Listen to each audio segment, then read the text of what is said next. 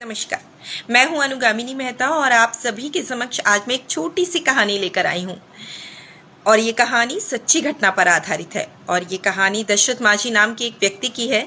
जी हाँ, दशरथ माझी, जिनका जन्म 14 जनवरी 1934 को बिहार के गया जिले के भलोर गांव में एक गरीब परिवार में हुआ था। और उनके गांव के सामने एक विशाल पहाड़ था और उनके गांव से निकटवर्ती एक शहर वजीरगंज, जहां पर अस्पताल और विद्यालय और बाजार जाने के लिए लगभग 55 किलोमीटर लंबा रास्ता तय करना पड़ता था।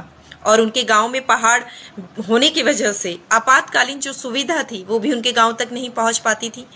और एक बार दशरथ माझी की पत्नी उस पहाड़ से गिर गई, जिसके कारण वो गंभीर रूप से घायल हो गई। और इतना लंबा पहाड़ का रास्ता तय करने के कारण वो समय पर अस्पताल ना पहुंच पाई और इलाज समय पर ना मिलने पर उनकी मृत्यु हो गई। और दशरथ माझी अपनी पत्नी की मृत्यु से इतने विचलित हुए कि उन्होंने ये संकल्प लिया कि जिस पहाड़ के कारण उनकी पत्नी की मृत्यु हुई है वो उसे काट कर ही रहेंगे। और उन्होंने बिना किसी सरकार की मदद के अकेले ही एक हथौड़े और एक छैनी के दम पर 1960 में वो पहाड़ काटना शुरू किया। शुरुआती दिनों में ग्रामीण लोगों ने उनका काफी पागल कहकर उनका मजाक बनाया, लेकिन उन्होंने दिन रात की कड़ी मेहनत से अपने दम पर अकेले ही उस पहाड़ का सीना चीर करके 22 वर्षों में 1960 से 1982 तक 360 फीट लंबा, 300 फीट चौड़ा और 25 फीट गहरा रास्ता बना डाला।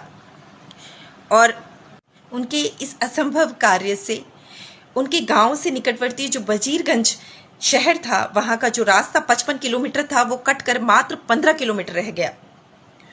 और उनके ग्रामीण लोग उनके इस कार्य से उनके अंदर भी एक क्रांतिकारी भावना पैदा हुई और उनके जज्बे का सम्मान करते हुए उन्हें द माउंटेन मैन नाम से जाने जाने लगा।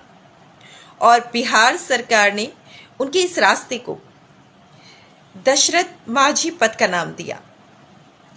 और 17 अगस्त 2007 में उनकी कैंसर के कारण मृत्यु हो गई, परंतु उनके इस निस्वार्थ कार्य और अमर प्रेम की कथा आज भी इतिहास के पन्नों में दर्ज है। और भारत सरकार ने उनकी याद में एक डाक टिकट भी जारी करवाया। और यहाँ तक कि हमारी बॉलीवुड भी उनके जीवन से प्रेरित होकर उनके ऊपर एक पिक्चर भी बनाई गई, जिसका नाम था माझी द माउंटेन मैन। और उन्होंने अपनी पत्नी के दुख के साथ साथ गांव के दर्द और आने वाली पीढ़ी के दर्द को समझा और उसका पूरी तरह निवारण भी किया। और इस कहानी से हमें यही शिक्षा मिलती है कि अगर हम में दृढ़ इच्छा शक्ति और एक अटूट संकल्प हो तो कोई भी पहाड़ और कोई भी मुश्किल छोटी हो जाती है। और अगर हम में किसी कार्य को करने की लगन और इच्छा शक्ति हो तो किसी भी संसाधन की जो कमी है वो कभी आड़े नहीं आती। और इस कहानी से मुझे सोहनलाल द्विवेदी जी की रचित एक कविता याद आती है। असफलता एक चुनौती है, उसे स्वीकार करो। क्या कमी रह गई देखो और सुधार करो। जब तक न सफल हो नींद चैन को त्यागो तुम। संघर्ष का मैदान छोड़ मत भागो तुम। यूं ही किसी की जय जयकार नहीं होती और कोशिश करने वालों की हार नहीं होती। धन्यवाद।